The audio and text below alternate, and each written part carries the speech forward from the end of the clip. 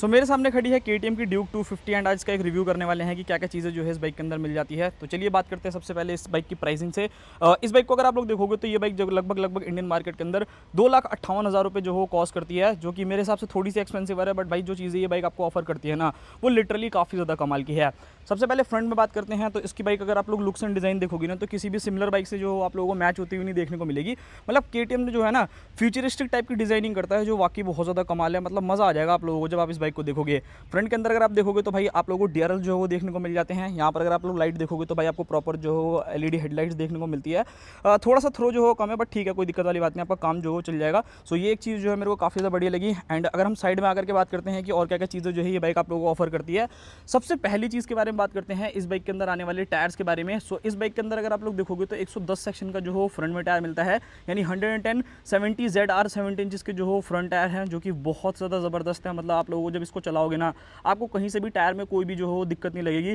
पूरा का पूरा कॉन्फिडेंस जो आप लोगों को मिलने वाला है। प्रॉपर आपको WP एपेक्स के जो हो USD सस्पेंशन देखने को मिलते हैं। सो ये भी एक मुझे बहुत ज़्यादा अच्छी चीज़ लगती है कि आप लोगों को जो हो ना प्री एडजस्ट होकर के आते हैं। सो अगर आपको हल्का फुल्का ऑफ रोडिंग करना है, या फिर अगर आप लोगों को लीन करना है, कॉर्नरिंग करना है, किसी चीज़ में आपको कोई भी दिक्कत जो हो ये बाइक आप लोगों को नहीं देने वाली। बहुत आराम से जो हो इंजॉय करोगे। तो ये एक चीज़ काफ़ी बढ़िया है। बाकी रिफ्लेक्टर्स आपको मिलते हैं। 320 mm की जो हो फ्रंट में डिस्क मिलती है विद 4 पिस्टन कैलिपर, बाइबर के ब्रेक कैलिपर्स। एंड ब्रेकिंग में तो आप जानते ही हो केटीएम को जिस हिसाब से इनका इंजन परफॉर्म करता है ना, उस हिसाब से आप लोगों को ब्रेकिंग जो हो एकदम टॉप लेवल की मिलती है। कहीं से कहीं तक आपको कोई भी शिकायत जो हो बिल्कुल भी नहीं रहने वाली। इतना ज़्यादा ज़बरदस्त ब्रेकिंग जो है ये आप लोगों को मिल जाता है। सो ये एक चीज़ मुझे काफ़ी बड़ी लगी। बाकी डुअल चैनल ABS तो आप लोगों को इस बाइक में मिलता है। इंजन के बारे में बात करते हैं कि इंजन के अंदर क्या चीज़ें मिलती है। देखो, इंडियन मार्केट के अंदर अगर आप 250 सीसी की बाइक्स देखते हो ना, बहुत सारे ऑप्शन हैं। जिक्सर 250 आप लोगों को देखने को मिल जाती है, एक्सट्रीम 250 हो गई, डोमिनार 250 हो गई, N250 हो गई। मतलब बहुत सारी मशीन है जो कि 250 सीसी में आती है।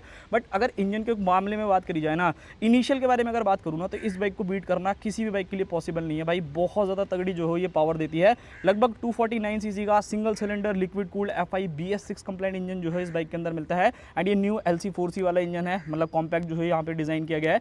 सो इसकी वजह से क्या है ना कि भाई बहुत तगड़ा पावर परफॉर्मेंस मिलता है। एंड जो वेट डिस्ट्रीब्यूशन है वो सारी चीज़ें जो हो काफ़ी कमाल की है। इस बाइक में लगभग आप लोगों को 31 bhp का पावर एंड आप लोगों को 25 Nm का टॉर्क जो हो मिलता है।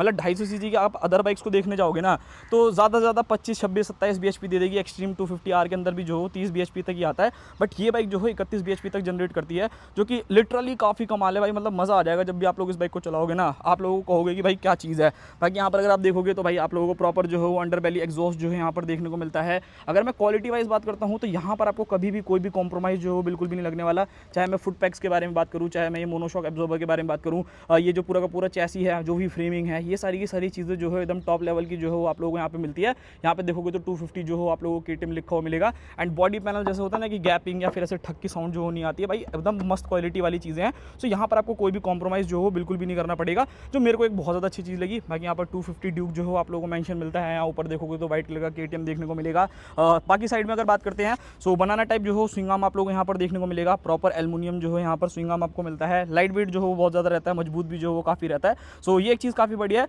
मतलब जो आप एक्स्ट्रा पैसे देते हो ना, वो इन सारी चीज़ों की वजह से देते हो भाई। मतलब ये चीज़ें जो हो वो काफ़ी बढ़िया है। बाकी यहाँ पर आपको दिखाया मोनोशॉक एब्जॉर्बर WP एपेक्स के जो हो आपको मिलते हैं। एडजस्ट नहीं कर सकते हो, मतलब उसके लिए आपको ऑब्वियसली 390 या फिर 350 की तरफ जो हो जाना पड़ेगा। बट काम जो है परफेक्टली करते हैं। ऐसा मुझे लगता नहीं कि आपको कोई भी दिक्कत या फिर कोई भी परेशानी जो हो आएगी। रियर में बात करते हैं कि रियर के अंदर आपको क्या क्या चीज़ें जो हो देखने को मिलती है। सो ये बाइक जो हो लगभग 240 mm की डिस्क आप लोगों को ऑफर करती है। सो ये काफ़ी बढ़िया चीज़ है। डुअल चैनल ABS आपको मिलता है, स्विचेबल ABS जो हो आपको मिल जाता है, बाइबर के ब्रेक कैलिपर्स मिलते हैं। सो ये सारी चीज़ें जो हो एकदम मतलब टॉप लेवल जिसे कहते हैं ना भाई, कुछ उस टाइप का जो है हिसाब किताब रहने वाला है। वहाँ पर आपको कोई भी कॉम्प्रोमाइज़ जो हो बिल्कुल भी नहीं करना पड़ता। बाकी 150 सेक्शन का MRF का जो हो टायर देखने को मिलेगा।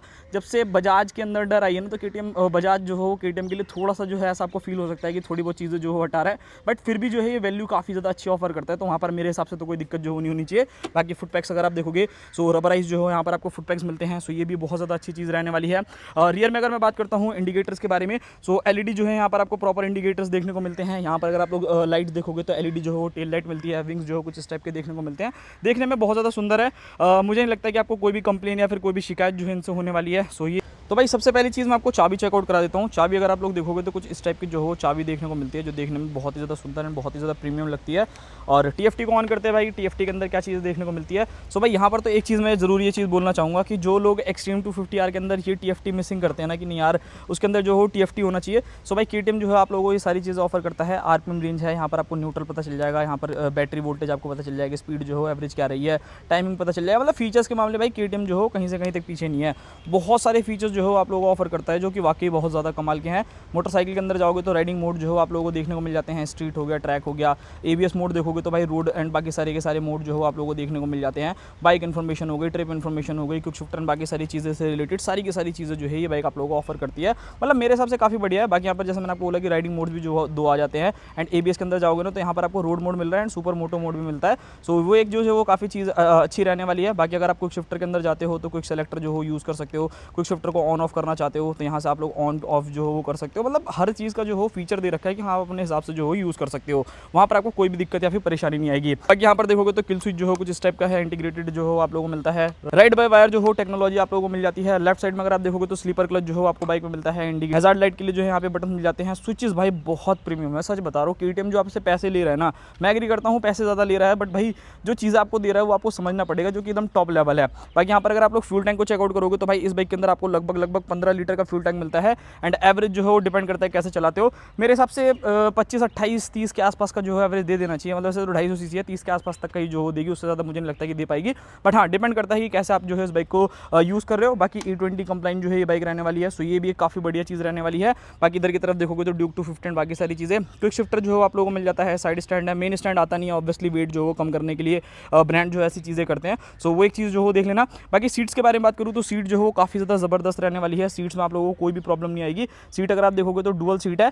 देखो पहले वाले जनरेशन से तो फार बेटर है, मतलब लाख गुना ज़्यादा अच्छी रहने वाली है। बट हाँ वही है कि भाई आप लोग कितना केपेबल हो चलाने का, क्या कितना लंबा चल सकते हो, तो वो एक चीज़ देखनी होती है। एंड जो पिलियन है उसके लिए कहना चाहता हूँ कि देखो फैमिली पर्पस के हिसाब से अगर टी में यूज़ कर रहे हो 50-100 किलोमीटर के आसपास जाना है तो मेरे हिसाब से कोई दिक्कत नहीं होगी। हाँ लॉन्ग राइड्स करोगे पिलियन लेकर के चलोगे तब मैं कह नहीं सकता, हो सकता है कि थोड़ी बहुत दिक्कतें जो हैं वो आप लोगों को फेस करने को मिले। सो वो एक चीज़ है। बाकी ग्रैब रेल्स जो हो कुछ इस टाइप के आप लोगों को मिलते हैं। सबसे पहली चीज़ प्राइसिंग जैसा वैसे तो मैंने आपको बता दी थी, 2,58,000 रुपये में ये बाइक आती है।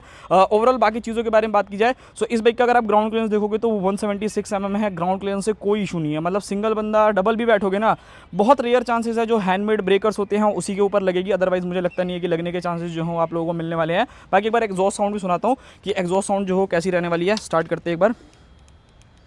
सो ये एक बार स्टार्ट करते हैं।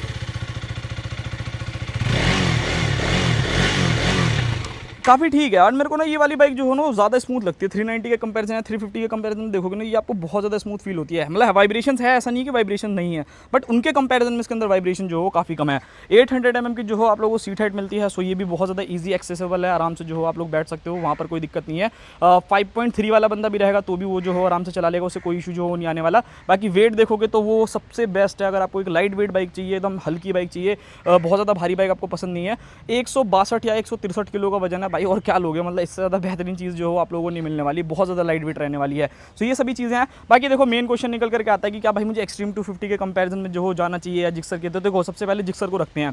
वो जापानीज़ ब्रांड है भाई, इंजन स्मूथ मक्खन एकदम चाहिए कि नहीं भाई, ना तेरे को हीटिंग चाहिए ना ही वाइब्रेशन चाहिए, आप उसकी तरफ जा सकते हो। डोमिनार फॉर टूरिंग पर्पस भारी है भाई, सिटी में चलाने के मतलब की नहीं है, इससे कम प्राइसिंग में आ जाती है, तो वो एक चीज़ है। N250 को मैं इस चीज़ के लिए रखता हूँ कि वो ना मतलब सिर्फ और सिर्फ सिटी के लिए मोस्टली ठीक है। लॉन्ग राइड्स करना है मतलब कर सकते हैं, ऐसा कोई दिक्कत नहीं है, बट फीचर्स के मामले में वो थोड़ी सी कहीं ना कहीं बैकवर्ड हो जाती है। एंड पावर के मामले में अगर आप केटीएम से कंपेयर कर रहे हो तब तो लाख गुना ज़्यादा डिफरेंस आप लोगों को फील होने वाला है। सो वो एक चीज़ है। बाकी जो इसके मेन कॉम्पिटिशन में आती है एक्सट्रीम 250R, तो देखो वैल्यू फॉर मनी उस बाइक को कहूँगा, बट जिस हिसाब से हीरो इंजन के ऊपर उतना अच्छे से ध्यान नहीं दे पा रहा ना, उसी वजह से मुझे लगता है कि उन बाइक्स की सेल्स फिगर जो हो थोड़ी सी कम है। मतलब बंदा कतराता है इसको लेने के लिए, एक बार को नहीं शर्माएगा कि चल ठीक है ले लेता हूँ केटीएम, मैं कोई कहीं ना कहीं मैनेज कर लूँगा। हीरो के अंदर ये चीज़ थोड़ी सी दिक्कत है। देखो ब्रांड्स में हर कंपनी में जो दिक्कत आती है, जब याद होगा 390 जब नई आई थी तो बहुत सारे इंजन खुल रहे थे, बट केटीएम ने उस चीज़ को ना रेक्टिफाई करा कि सही करना है भाई, हमें ऐसे नहीं चलाना काम। हीरो वो चीज़ में थोड़ा सा मुझे लगता है कि अप एंड डाउन है, अगर वो थोड़ा और ज़्यादा अच्छे से इंप्रूव करेगा ना तो बहुत अच्छा कर सकता है। बाकी ये चीज़ें हैं। बाकी अगर आपको चाहिए कि नहीं भाई मेरे को 250 सीसी की बाइक लेनी है, परफॉर्मेंस ओरिएंटेड लेनी है, ब्रेकिंग मस्त होनी चाहिए, फीचर ज़बरदस्त होनी चाहिए, भले मैं एक्स्ट्रा पैसे दे दूँगा, आप इसकी तरफ जा सकते हो। मिलते हैं किसी और नेक्स्ट वीडियो में, तब तक के लिए बाय बाय।